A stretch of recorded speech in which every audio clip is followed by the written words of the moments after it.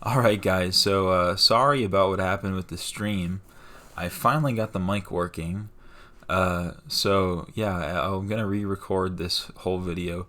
The initial was around 40 minutes, so maybe we could even streamline it down, since I already know what I want to say this time, and I'm not just going off the cuff.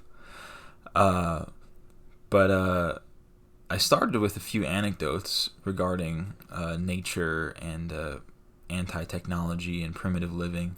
So the first one was last week I told everybody that you should call your grandmother or your grandfather and talk to them and ask them whether they would like to grow up when they grew up or grow up in 2021 and see what they say.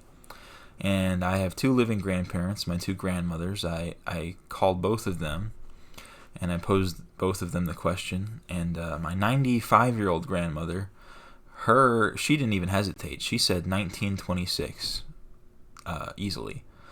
My other grandmother, she hesitated a little bit. She had to think about it, but she also ended up siding with 1933, which is when she was born. And both of them cited reasons like people were nicer, people had more skills. They actually learned practical skills. My 95-year-old grandma said nobody knows how to sew or cook or skin an animal or anything like that anymore, and it's a totally different way of living. And they also cited people are much more disconnected from each other, right? The phones and the screens is really making people less friendly. My grandma said that her grandkids, not me of course, well I am sometimes guilty of this, would just come over and everybody would just be on their own screen, whether it was an iPad or a phone, and nobody would talk to each other. And it's like, where are we if this is our family time is just on our screens? Yeah, I'm not going to say that this is definitive, but that's 2 for 2 on old people that are saying that everything that we've done, all this technology and progress is not worth it, and they would rather go back. And I did pose that exact scenario. I said, if even though all of our advances in medicine and things like that, you think you'd still prefer to grow up in 1926? And they said yes. So that was quite interesting. I'd like to see what the old people in your lives have to say. But my second anecdote is I was on a hike. I'm a teacher. I led some of the students on a hike as part of my job, and we came across this river, a very beautiful river, and one of the kids, he looks at the river, and his first reaction, he says, "It looks just like Red Dead Redemption." And I started making fun of him and roasting him, and he didn't get it. He's like, "What's so bad about that?" I said, "Well, it just shows it's almost sad, really, how nature deprived you are, that you're using a video game as your metric for reality rather than the opposite." You should be playing Red Dead Redemption and saying, "Wow, it looks just like real life." And so I think he at least sort of saw how messed up that was. But these are our kids these days. They're so stuck in virtual reality. They're totally ignorant of real reality, and it's only going to get worse from here on out. So that was two things, and then a third anecdote. My co host of the hike, her background was in wilderness therapy. So this is quite interesting. I didn't know this was a thing, but it's like camps. Like they take kids with depression, anxiety, and overall behavioral issues, and they have them live in like a camp, and they do farming and hiking and a bunch of things like that. And it's supposed to be therapeutic. And I asked her how the results of it were, and she said she was running a few studies before she left the job that are still ongoing, but she said the results looked really good. They said kids they were initially very resistant, right? I mean, they're like, "Oh, I don't want to go farm," but then by the end of it, they all said it was a great experience, and a year afterward, they still said it had lasting impact on their lives. So they were still waiting for like long term, year 5, 10-year impact, but the study was very recent, so they don't have that yet. But it looked like it was a very positive thing, and just got me thinking, why instead of wilderness therapy, why don't we just go into the wilderness and live like that, then everybody could be happy and not need therapy. But I digress. So now we can get into the text. On that note, I just wanted to bring that up because I think we already talked about Pentti Linkola and his overall views and his, what the writing is like. The rest of this book was a little less cohesive. Did not have a steady narrative to it. It was just kind of a collection of assorted essays. They were all very interesting, and some quite interesting ones in here. But yeah, it didn't have a steady theme like the first 2-3 chapters. So the first thing I wanted to bring up, going chronologically, there was a chapter basically in response to vegetarians, which is quite interesting. So he has a quote here. Many arguments can be raised to counter those of vegans. First, I would like to make a brief remark about animal suffering. In my eyes, cattle that are grazing in the pasture glow with satisfaction.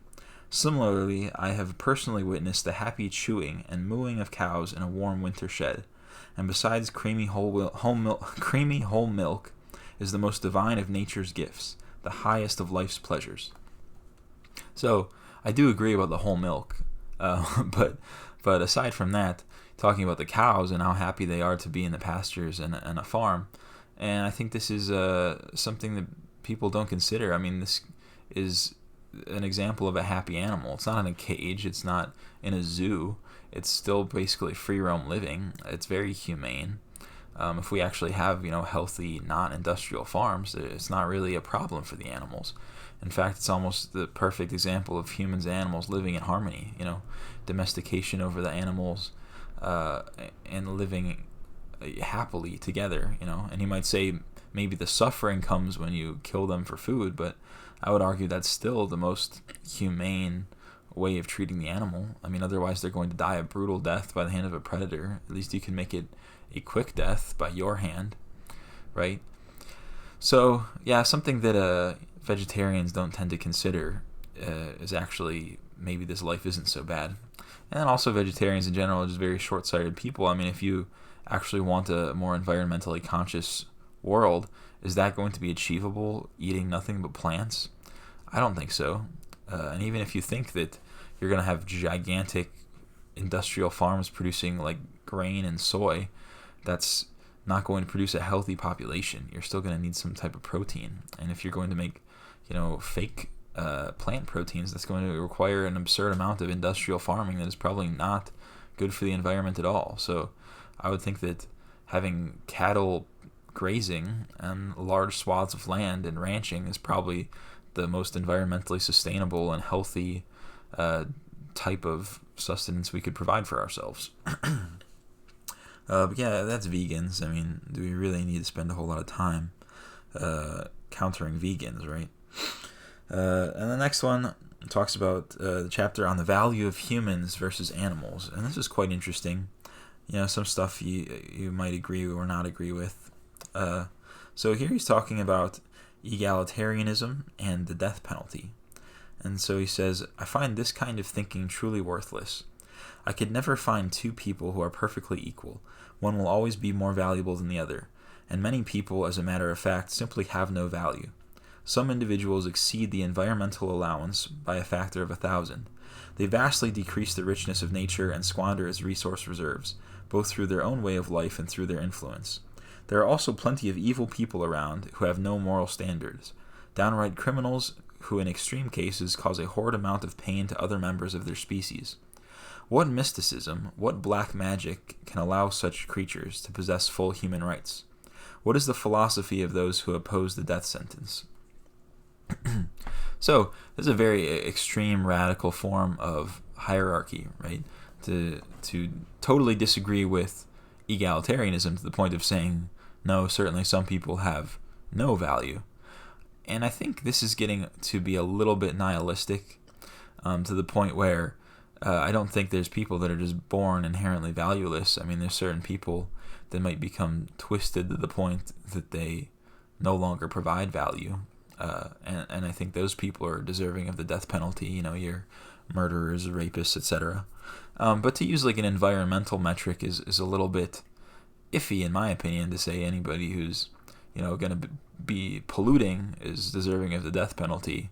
And it's not that he's saying that explicitly, but I don't know if your environmental conscientiousness is a metric for your moral standard until you create a more environmentally conscious society, then maybe explicitly going against an environmental moral would be a high-level transgression. But once again, I totally agree that people aren't equal, and we do need to recognize hierarchy, and he does understand that. But I think this is becoming a somewhat anti-spiritual point of view to say that certain people have absolutely no value. I mean, he doesn't tend to look at intrinsic value in human life as life, which is obviously in contradiction to people who do take a more spiritual point of view. And this is something I'm going to touch on a few times, that I think his overall outlook is a little bit nihilistic and secular, despite the fact that he is trying to make certain appeals to a more spiritual way of life. When he says things like this, it ends up falling a little bit flat. And I don't think he really has a fully fleshed out spiritualistic view on environmentalism the way that he is trying to lead us to believe. But more on that. I'll keep going. So that was the value of humans. And then he has another quick thing on immigration. So immigration, as we know, is totally incompatible with an environmental viewpoint. And we understand this. The problem is that most greenies don't. You have Green Party in America versus Green Party in Europe. Neither of them are against mass immigration. In fact, they encourage it. So how can you call yourself an environmentalist if you want to bring more people from the third world, where their alleged carbon footprint is basically zero, into a first world economy where their carbon footprint is going to increase exponentially? Is that what's best for the environment? I can see absolutely zero tangible environmental benefit to allowing immigrants from anywhere in the world. So Lincoln is smart. He understands that. But just an interesting quote. He quotes this thinker, Matt Cusey, who I assume is also Finnish, and he says, as Matt Cusey once put it, there is no use counting the immigrants at the border. One should wait a while and look in their nurseries. So once again, this is something that we understand as right-wingers. We know, birth rates and demographics. This is an unavoidable consequence. But it's good that he's pointing this out. If you want to save the environment, even a handful of immigrants is too many, because they're going to multiply. And if one of our major problems is overpopulation, well, that's only going to be exacerbated by more immigrants, and then exponentially exacerbated as they have more children. So, yes, the true ecologist cannot be pro-immigration, which is why most ecology or most green politics is a total farce. So, moving on, another part where he gets a little bit nihilistic, I would say. He says, other unequivocal ideas include making free contraceptives and abortion available. The fine-tuning of the system would decide whether the child quota would be controlled by forced abortions or forced sterilization. So, neither of these, I think, is a good solution, neither forced abortion nor forced sterilization, and both of them are, I would say, immoral, inhumane ways of population control. And he views this as a passive method of population control, and I say, no, this is actually very active. You need to actively sterilize someone. You need to actively kill a fetus. So I don't think that this is the most moral way of going about it. If I were to say the best way for population control, I think the most moral way is through natural selection. Try and decrease the amount of an medical industrial complex. Scale back our medical technology and allow those who survive to survive. Allow the strong to survive. It doesn't matter how many kids people have if half of them don't make it out of childhood. And maybe that's a poor viewpoint, but that's natural. That's the way we were meant to survive. That's the way that we lived for, up until the last 100 years. Child mortality was very high, and it would be uncommon for certain children to make it through adolescence. So I think this is the most humane way of doing it, as opposed to trying to play God and deciding who is deserving of passing down their genes and one-child policies and things like that. I think that we can have much more successful passive means of population control. So there was that. And moving on. Talking about technology. So he says, this is interesting. He compares technology to a religion. So he says technology is the foundation of the most anti-intellectual and religious culture Western civilization, or indeed the world, has ever known. So obviously he's anti-technology, but this is interesting comparing it to a religion, because this is something we're seeing more and more with the rise of scientism and the worship of technological advancement above all else, in the most illogical fashion, right? So even when technology does not improve your life, you are still pro-technology. It's illogical, and it does resemble a religion in the fact that the belief is somewhat fanatic. It is not rooted in reason, it is rooted in faith. Faith in the system is going to eventually lead to something, right? In which case, at least religion has a more clear path and goal of what it's hoping to achieve, whereas technology does not. And then so expanding on technology, he says, gotta find the point now. So he says, the situation is only worsening now that our religion has plunged its culture into mass unemployment, so that even the most imaginative cannot come up with any satisfying tasks for individuals to perform amongst machines. Mankind is left with no role.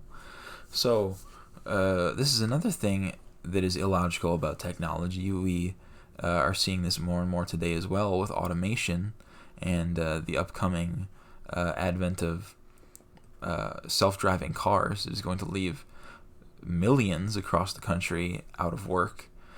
It's the fact that we don't really care about the person. We're taking these people, we're taking their jobs away, taking away their livelihood in the name of machines, all for productivity. Meanwhile, we look at all these displaced people and we say, how can we create jobs for them? Meanwhile, we were the ones that removed their jobs in the first place by creating these machines. Nobody is willing to say, give these people jobs by outlawing machines. And that's what's totally illogical about it. Nobody's willing to take the most obvious solution and roll with it. Nobody has the guts. So he's rightfully pointing this out and understanding that the only thing that is keeping people unemployed is the choice that we are going to put productivity over humans. And that is probably one of the sickest aspects of technology. So he goes on to say, sorry, that was the same note. I gotta move on to the next one. Okay, so he had another interesting essay that was not totally related to everything else, perhaps tangentially related, but it was an essay on women.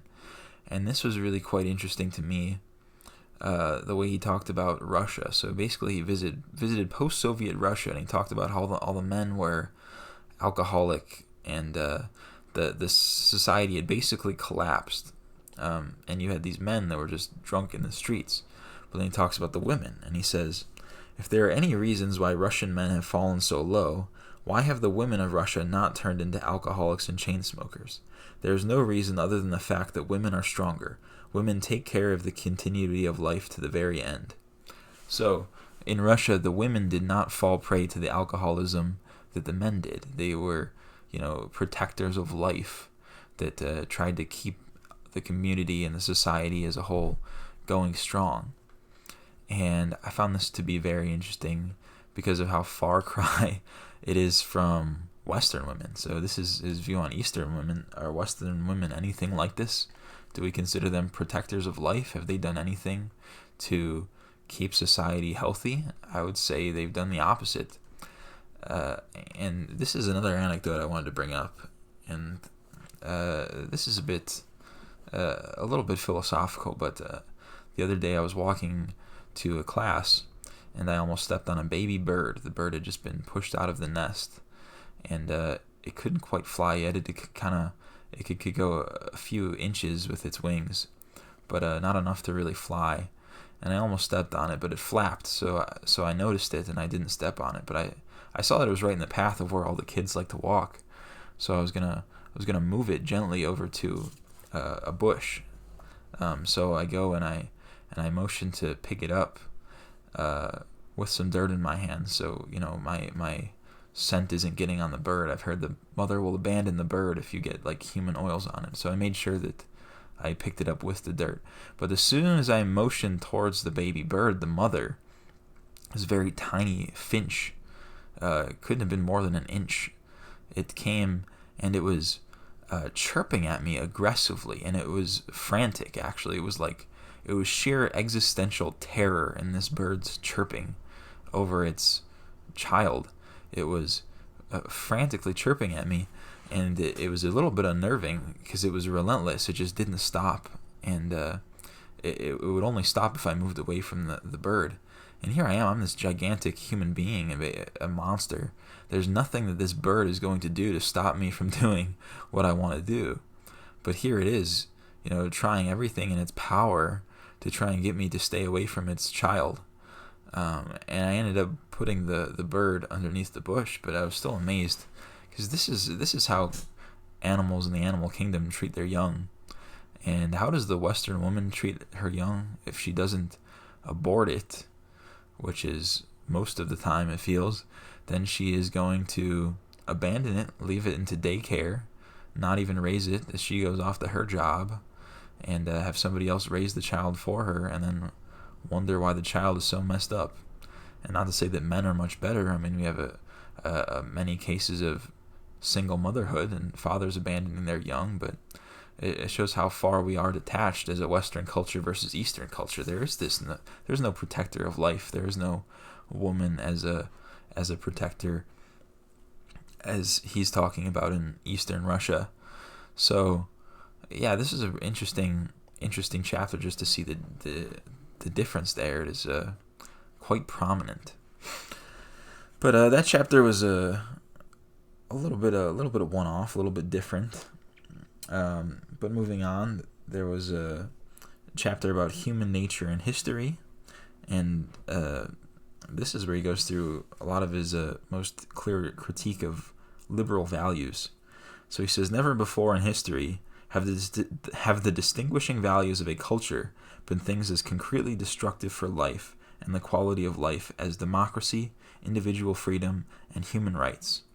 Which is pretty amazing, because these are the things that your typical liberal-minded person is going to say are the peaks of Western civilization, the greatest things that we have accomplished. And here he's saying they're the absolute worst things.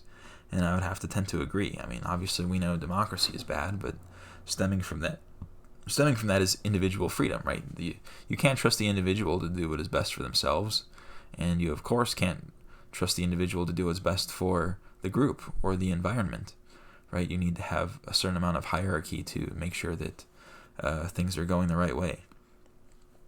And then lastly, human rights. I mean, this goes back to understanding of hierarchy. How can you say that a human has intrinsic rights if you're willing to take those rights away, right? If you believe in the death penalty, you essentially don't believe in a human's right to life in and of itself. It's a conditional right to life, and any conditional human right is not a human right at all. And so believing that a certain human is entitled to certain things, that is going to be in contradiction with nature, right? You can't say that everybody is deserving of a certain amount of food or water. No, they need to earn it for themselves. That's how it works in a truly natural system, in a natural environment. So that was human nature and history, and then he talks about aspects of decline in the world, and he brings up this really interesting terminology that he calls species solidarity.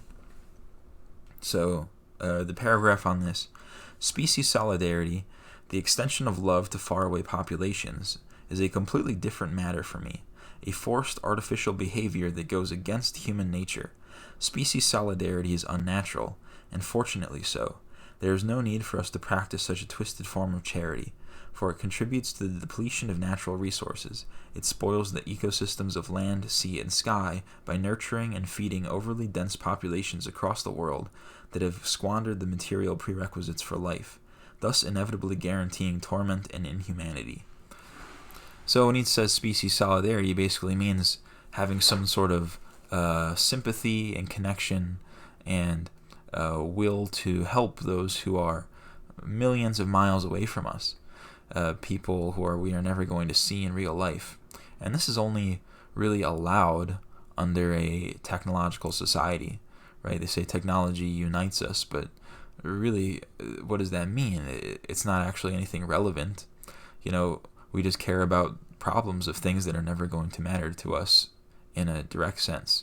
We care about people who we are never going to meet, never going to talk to, and this is totally illogical and unnatural. If we're willing to sacrifice anything for our initial locality for somebody millions of miles away, that is not a wise decision. And this is, interestingly, I wonder what Linkola's views on ethno-nationalism are, which is essentially an extension of this, right? To say that any matters outside of your nation are unimportant, and then extending from nation is your tribe, your individual race.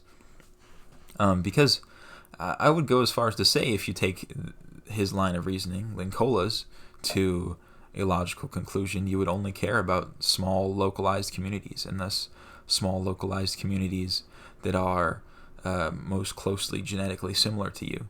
And if you look at an evolutionary perspective, this is the most understandable outcome as well. I mean, why are people racist? Why do they want to be with others of their own race? Well, it's partially just genetics. You want to secure the genetics of people who are most genetically similar to you, right? So that means living with people who look like you and think like you.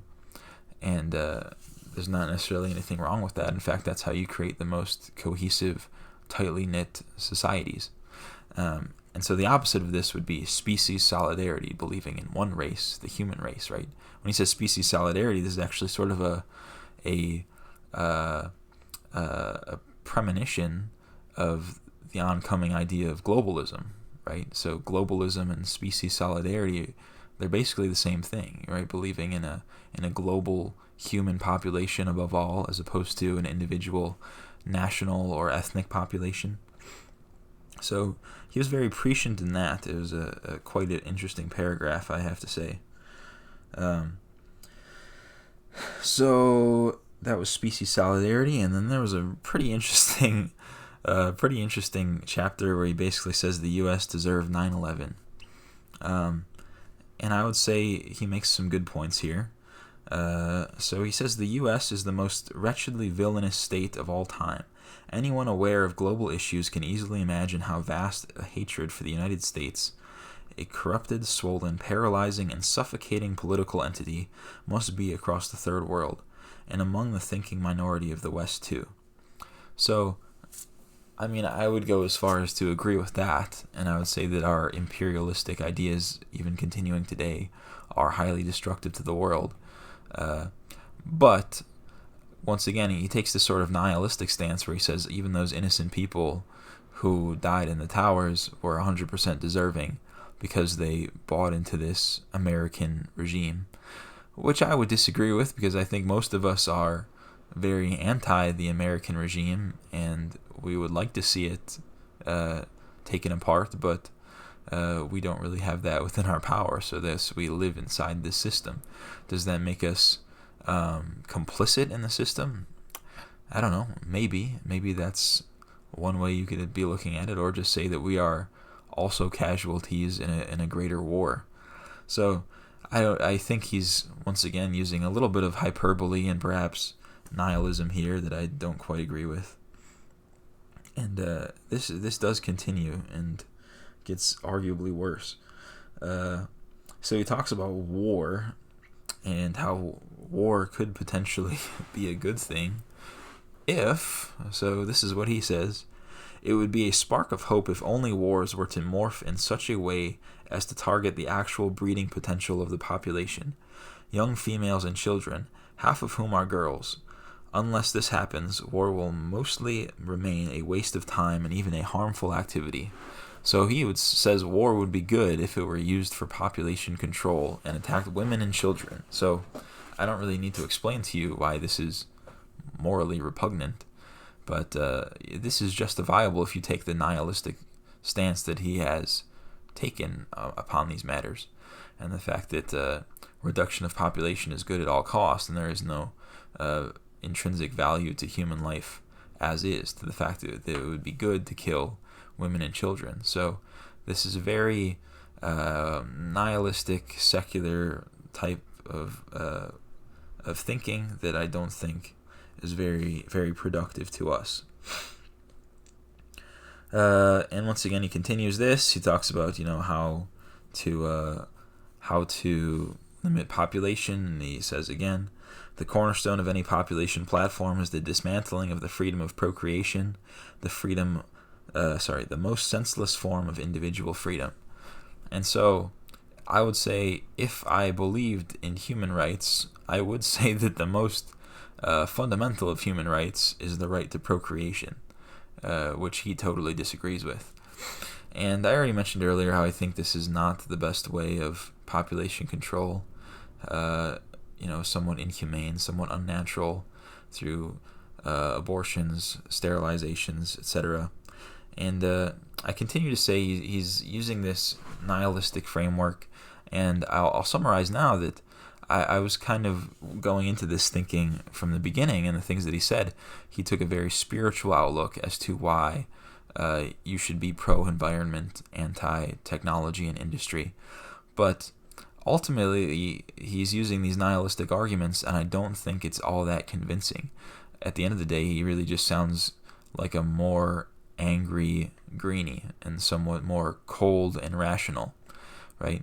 Not to say that we don't need to be cold and rational in certain crisis situations, but we also need to cling to our humanity and the things that make us special and moral, and that takes a spiritual view of looking at things. And I think he attempts to try kind of frame it in this spiritual way, but it falls very, very short of a true holding to a true moral standard and a true spiritual understanding of why we need to protect the environment and why we also need to protect each other as humans. And not to say, global human race, but, our brothers and sisters. This is an important thing that is very important, and carrying on families and having the ability to procreate, that is a strong aspect of both humanity and spirituality, and to totally discard that, once again, it's not productive, it's not nihilist, it's very nihilist, and altogether, I don't know who you're going to convince with that argument. Your typical leftist is going to find it to be too extreme, and your typical rightist is going to find it not spiritual enough. So it ends up falling in this nihilistic and counterproductive middle ground. But the last thing I want to bring up, then he goes on to say, this is the way we should be framing things. So he has a paragraph. He says, what are the sweet, cherished traits of the modern world that man would lose? Record suicide rates, exhausting competition, unemployment, stress, job insecurity, alienation, desperation, the need for psychological medication, bodily decay, individual arrogance, quarrel, corruption, crime. And he trails off after that. But this is the ideas you need to hit home on. Not to say that we need to kill humans at all costs, but to say it is in your best interest and it would make you happiest if you reverted to a more primitive type of life without technology. You would not have the same issues that you have today. Point this out to people and show them that what they're living with is an addiction. They are doing something that is not making them happy, and they can't stop doing it. And the fact that you even suggest it makes them angry. It shows that they are, in fact, unhealthily addicted to something. And then from here, you can make plenty of spiritual arguments on how to connect with a spirit that are going to hit home on a deeper level with certain people. And once again, this is the thing that I think I thought Link Cola would handle better, and I know Ted Kaczynski absolutely did not handle well. It's sort of, you want to convince a person to leave behind all the trappings of modernity. How are you going to do it? Well, Kaczynski, he presents his view, and he says that he has this very secular outlook of the power process, right? And what it means, you're going to find fulfillment and joy through providing for yourself, right? But I don't think that is fully sufficient, right? It is missing a deeper spiritual element that you can't just write off as being meaningless, right? Because anybody who lived a more primitive life, the one thing you could say about all of them is none of them were atheists, right? They believed in something greater than themselves. And if you only believe in yourself, it's really hard to give up the trappings of modernity that make you supposedly happy, right? You cling to these things on a personal level. So unless you stop looking at exclusively the personal, you're never going to move out of this mindset. So Kaczynski was poor at articulating that, and I thought Link Cola would be better, but ultimately, upon finishing the book, I think he also falls a little bit short. So I think that there's some really great essays in here and some really great opinions on deep ecology and environmentalism, but altogether it does fall short of a true,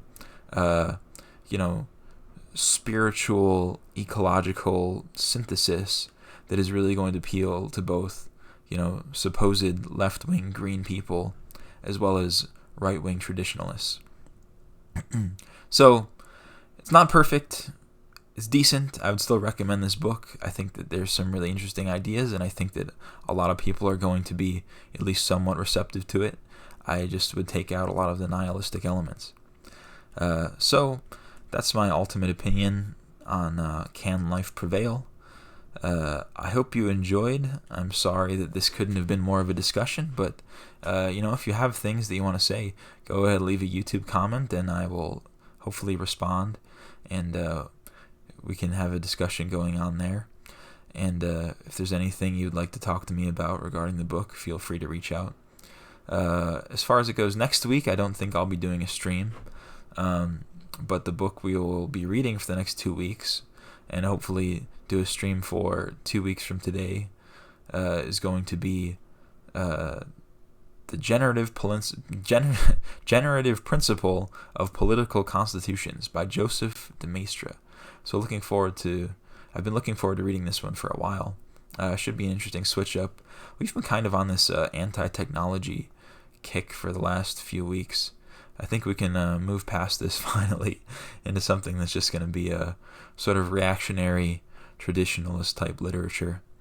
So I hope you guys enjoy that. I hope you enjoyed this video. Like, subscribe, all that jazz. And I will see you in 2 weeks.